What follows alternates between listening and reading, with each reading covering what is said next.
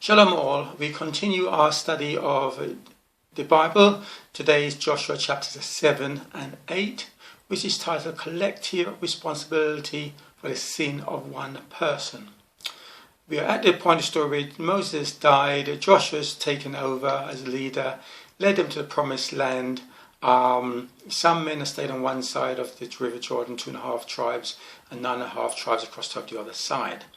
They're about to cross it, go into the first battle, to clear out the land. They're not supposed to take any of the spoils of war, because this is the first fruits. Yes, and anything from the first battle goes towards God. That's the law. But Achan, one individual, secretly takes some things that he values, and as a result, the whole of the children or congregation of Israel gets punished for it, even in their ignorance. Bear that in mind. So that's where we starting off chapter 7, verse 1.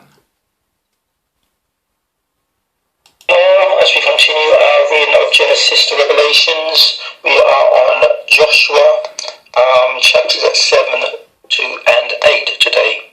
Chapter 7 deals with Achan's sin, how one person's sin affected a whole congregation. And chapter 8 deals with the second battle, I think, where A falls, a city called Ai.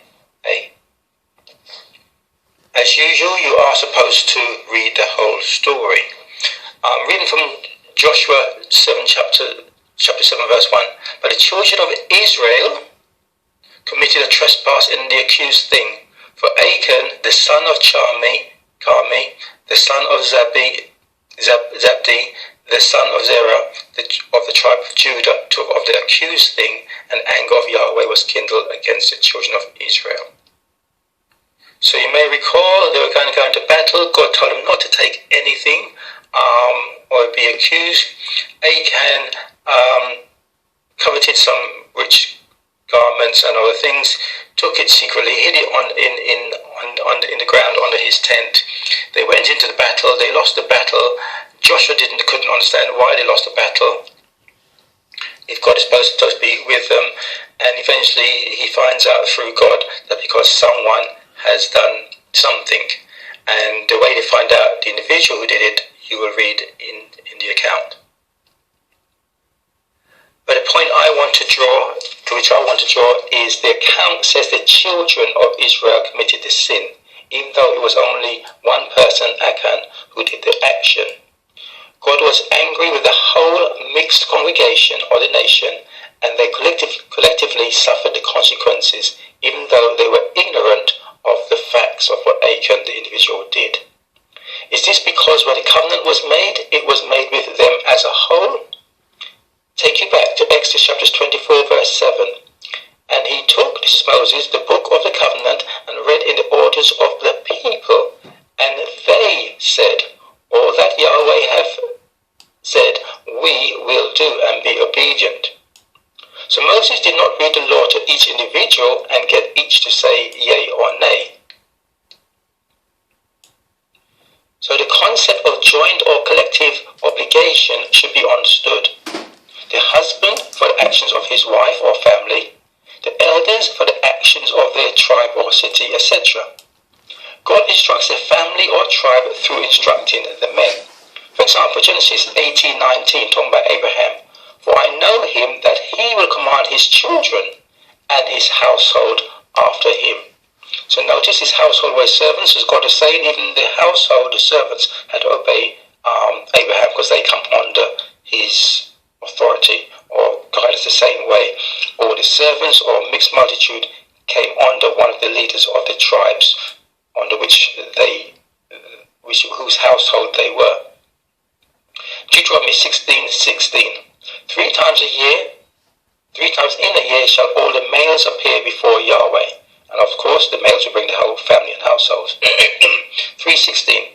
Go and gather the elders of Israel together and say unto them, Yahweh, God of your fathers. So the elder, and you can read the account, you see the elders were responsible for what the whole tribe did. Deuteronomy 21:6. And all the elders of that city necks unto the slain man shall wash their hands over the heifer that is beheaded in the valley. And they shall answer and say, our hands have not shed his blood, neither have our eyes seen it. So remember, if they found a man killed near a city, they didn't know who committed the crime, the first people to go to is the elders. The elders has to denounce or prove that they knew nothing about it, otherwise they would be responsible for the actions of that city. Leadership is a grave responsibility.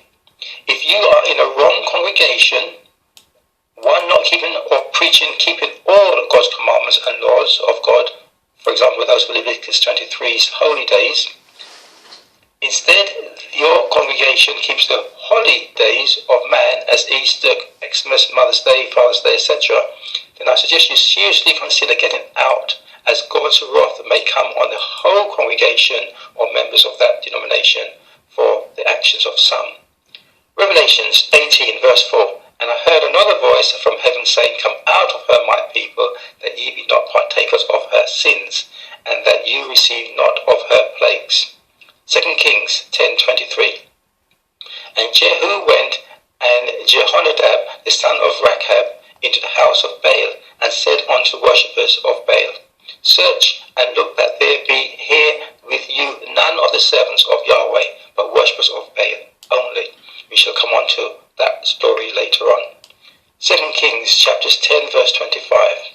And it came to pass, as soon as he had made an end of offering the burnt offerings, that Jehu said to the guard and to the captains, go in and slay them, that none come forth. So delayed obedience is disobedience. Continuing the story, Joshua chapter 7 verse 6. Chapter 7 verse 6. And Joshua rent his clothes and fell on the ground upon the earth, upon his face before the ark of Yahweh until the evening, he and the elders of Israel, and put dust upon their heads.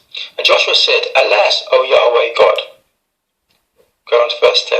And Yahweh said unto Joshua, get thee up, wherefore liest thou thus upon thy face? Israel have sinned, and they have also transgressed my covenant, which I commanded them. For they have even taken of the accused thing, and have also stolen and disassembled also, and they have put it even among their own stuff. Verse 12. Therefore the children of Israel could not stand before their enemies, but turned their backs before their enemies, because they were accused. Neither will I be with you any more, except you destroy the accused from among you.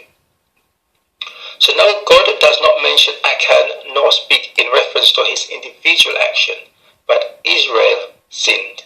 They have taken, they have broken the covenant, they put it among their stuff. Now I stopped going to denominations worship sessions because I saw that they had adopted what they call quarterly worship practices that I used to see in the Catholic Church on a weekly basis. They, as many other Christian denominations, have also adopted keeping Mother's Days and Father's Day and all those celebrations of the world. Hosea chapter 4 verse 6. My people are destroyed for lack of knowledge. Because thou hast rejected knowledge, I will also reject thee, that thou shalt be no priest to me when we are priest to me. And I say, when we are ignorant of the pagan origins of practices our churches adopt, we may be punished for partaking in them. Continuing from Joshua chapter 7 verse 20. And Achan answered Joshua and said, indeed I have sinned against Yahweh, God of Israel, and thus have I done. When I saw among the spoils a goodly Babylonian garment, and 200 shekels of silver, and a wedge of gold of 50 shekels weight, then I coveted them, and took them, and behold, they are hid in the earth in the midst of my tent. And the silver, and under it, and it goes on. Verse 24. And Joshua and Israel with him took Achan, and all Israel stoned him with stones, and burned them with fire after they had stoned them with stones.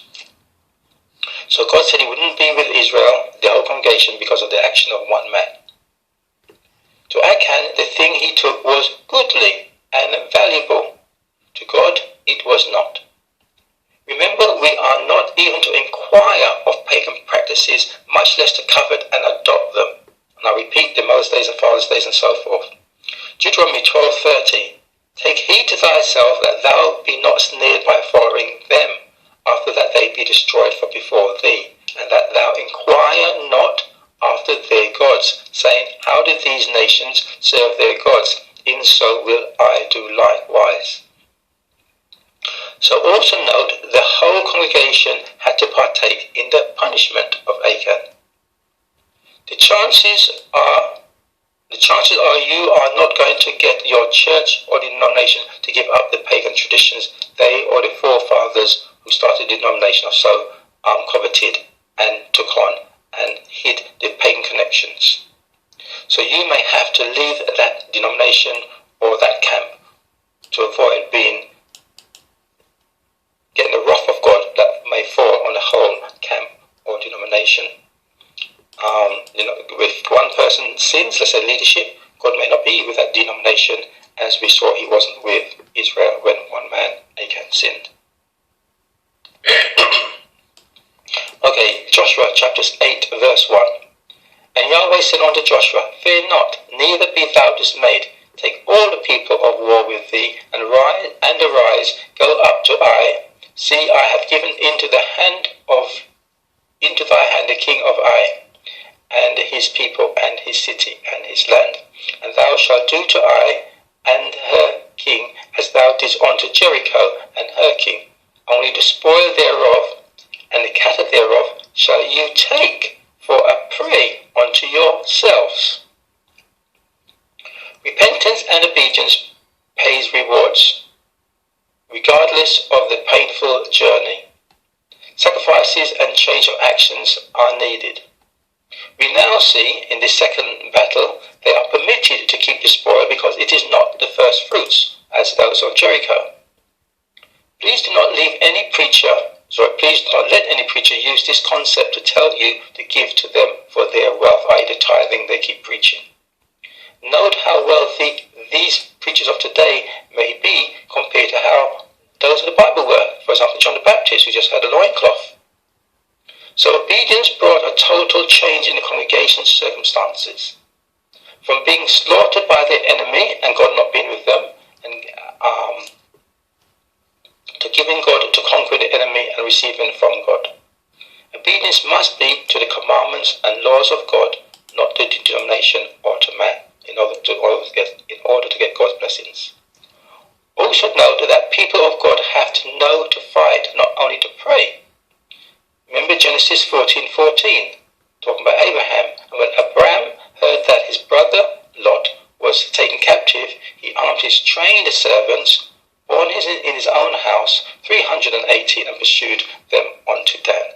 And here we see God also using Israel to destroy the pagan nations of the world. Or at least, I shouldn't say that, of the land that he told them to clear out. Joshua chapters 8:29.